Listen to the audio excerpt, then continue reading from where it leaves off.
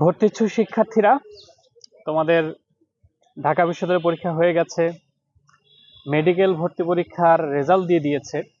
এই সময় লাইফে অনেক অদ্ভুত কিছু আসলে দেখতে পারবা, জীবনে অনেক কিছু দেখার বাকি আছে।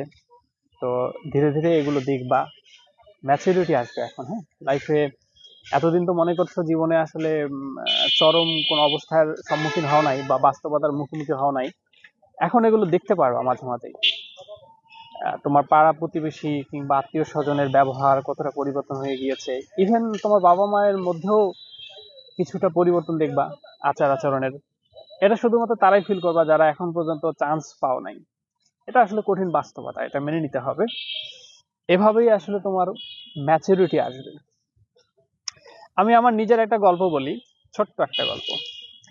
সেটা হচ্ছে যে ভর্তি পরীক্ষা ঢাকা বিশ্ববিদ্যালয়ে যখন হয়েছিল, আমি ডি ইউনিট ক্যান্ডিডেট ছিলাম, মানে বিভাগ পরিবর্তন। আমি কিন্তু আর্টস স্টুডেন্টও না। আর্টস এর পরীক্ষা ধরো যে আজকে হলো, আজকে থেকে আরো 15-20 দিন পরে আমার পরীক্ষা। তো আজকে পরীক্ষা হলো আর্টস এর। একজন আমার ফ্যামিলিকে ফোন দিয়ে বলতেছে যে তোমার ছেলে তো পরীক্ষা হয়ে গেছে, তোমার ছেলে এখনো ঢাকায় করেটা কি? করেটা কি? আমাকে বাসা থেকে ফোন দিয়ে বলছে, বাবা তোমার নাকি পরীক্ষা শেষ, তুমি এখনো কি করো, বাসায় চলে আসো, তোমার মনে হয় নাই। তো দেখো কি রকম মানুষজন, তারা চায় যে এই ছেলেটাকে কিভাবে সমালোচনা করে হোক, কিভাবে এর সফলতার পথ থেকে একে ছিটকে ফেলা যায়, এই চেষ্টাটা সব সময় করে। হ্যাঁ, তো এইরকম নানান অদ্ভুত জিনিস তোমার লাইফে আসলে দেখতে পারবা। কিভাবে তোমাকে প্রেসার দিয়ে, মানসিক প্রেসার দিয়ে, তোমার ফ্যামিলিকে মানসিকভাবে প্রেসার দিয়ে কিভাবে তোমাকে সফলতার হাত থেকে ছিটকে ফেলা যায়, এই পরিকল্পনা তারা সবসময় করতে থাকে। তো এইরকম লাইফে অনেক অদ্ভুত জিনিস হবে, অনেক অবহেলার শিকার হবা।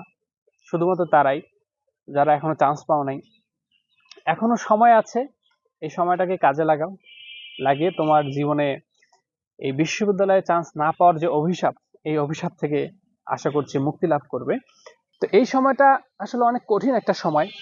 অনেক লোক এসে অনেক ধরনের কথা বলবে। কেউ এসে বলবে আমার বোনের মেয়ে তো ঢাকা মেডিকেল চান্স পেয়েছে, অমুকের ছেলে তো ঢাকা বিশ্ববিদ্যালয়ে চান্স পেয়েছে, এটা হয়েছে ওটা হয়েছে। হ্যাঁ, মানে পুরা এলাকার মধ্যে যদি একজন কোনো কিছু একটা চান্স পায়, সেই সফলতার উদাহরণ দিয়ে তোমাকে নানানভাবে প্রেশারাইজ করবে, তোমার ফ্যামিলিকে অপমান করার চেষ্টা করবে। তো লাইফে আসলে এরকম অনেক ঘটনা ঘটবে এখন থেকে শুরু করে। হ্যাঁ, তো এই সময় এমন এমন লোক এসে তোমাকে জ্ঞান দেওয়া শুরু করবে যে জীবনে একবারও ভর্তি পরীক্ষা অংশগ্রহণ করে নাই, যে একবারও ভর্তি পরীক্ষা অংশগ্রহণ করে নাই, যে ঢাকা বিশ্ববিদ্যালয় কি একবার ঘুরতেও যায় নাই, রাজশাহী বিশ্ববিদ্যালয় একবার ঘুরতেও যায় নাই, সে পর্যন্ত তোমাকে জ্ঞান দেওয়া শুরু করবে। এরকম একটা লাইফের সিচুয়েশন চলে আসবে। তা আমার কথা হচ্ছে, ভাইয়া তুমি এত জ্ঞান দিচ্ছ, তুমি লাইফে কি করছো?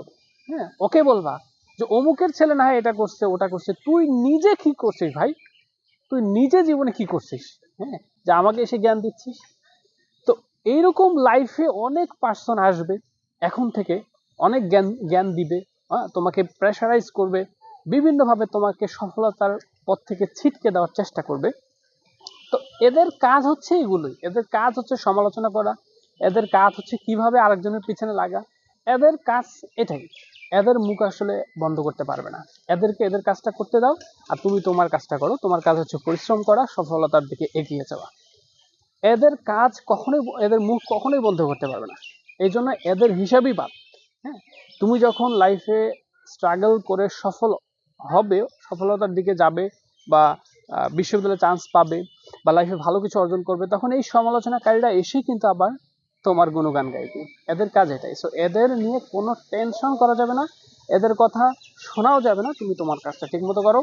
এখন শীত পড়ছে, শীতের মধ্যে অনেকে আসলে পড়াশোনা করতে পারছে না, অজুহাত দিচ্ছে, কিন্তু আসলে এটাই আসলে লাইফের ফ্যাক্ট। হ্যাঁ, এই ঠান্ডা হোক পড়ুক আর যাই পড়ুক, কাঁথা কম্বল গায়ে দিয়ে চেয়ার টেবিলে বসে পড়াশোনা করতে হবে। শরীরে যতটুকু শক্তি আছে, তোমার শরীরে যতটুকু অ্যাবিলিটি আছে, সেটা 12 ঘন্টা হোক 13 ঘন্টা হোক, তোমার শরীর যতটুকু পড়াশোনা করতে পারে, যতটুকু পরিশ্রম করতে পারে, ততটুকু সর্বোচ্চ দিয়ে এখন চেষ্টা করতে হবে।